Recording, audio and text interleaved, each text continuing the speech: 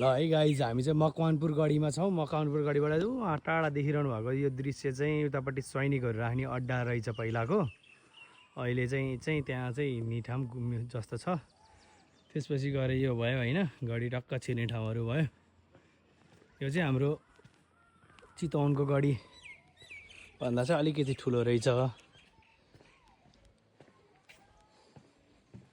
यो चाहिँ ऐतिहासिक मकवानपुर गढी 2। यो चाहिँ यस्तो छ है साथीहरू, यहाँबाट टक्क हिँड्यो र यो छ है, यो चाहिँ गढीको मन्दिर। गाडी आएपछि चाहिँ हाम्रो यो गढी दरबार भयो होइन।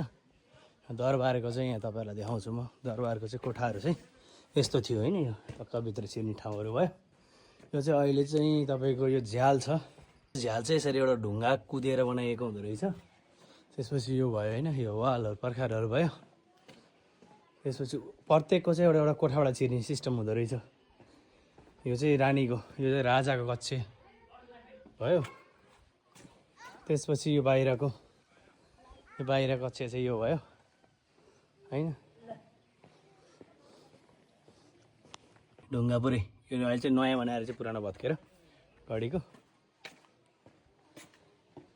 यो चाहिँ यो भयो।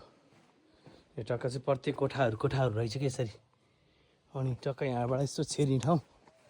तपाईँ भोलि पर्सि यो के हुँदो रहेछ भने, यो चाहिँ बाहिरको सैनिकहरूलाई, गद्दार सैनिकहरू हुन्छन्, कुनैलाई के गर्न पऱ्यो भने चाहिँ यहाँ सजाय दिन पऱ्यो भने चाहिँ पानीभित्र हालेर राखिदिने चलन थियो अरे। यहाँको कुरा बुझेअनुसार त्यो पर्खालमा चढ्न नहुँदो रहेछ है। माथि नचढ्नु होला भनेर लेखिया।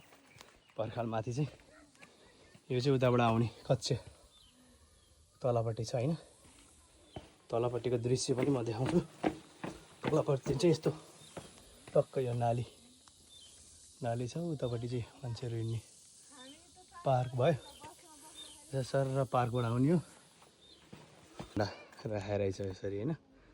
सैनिक कक्ष रहेछ होइन। यो चाहिँ भत्केर अब नयाँ बनाउन लागिरहेको रहेछ। यसलाई चाहिँ यसो मर्मत कार्य हुँदैछ। यसको मन्दिर यो पूजा सिद्धेश्वर महादेवको मन्दिर रहेछ। दामी हेर्नु मनोरम दृश्य, यस्तो दामीहरू देखिन्छ है। बाटोहरू पनि यस्तो दामी ठाउँ छ।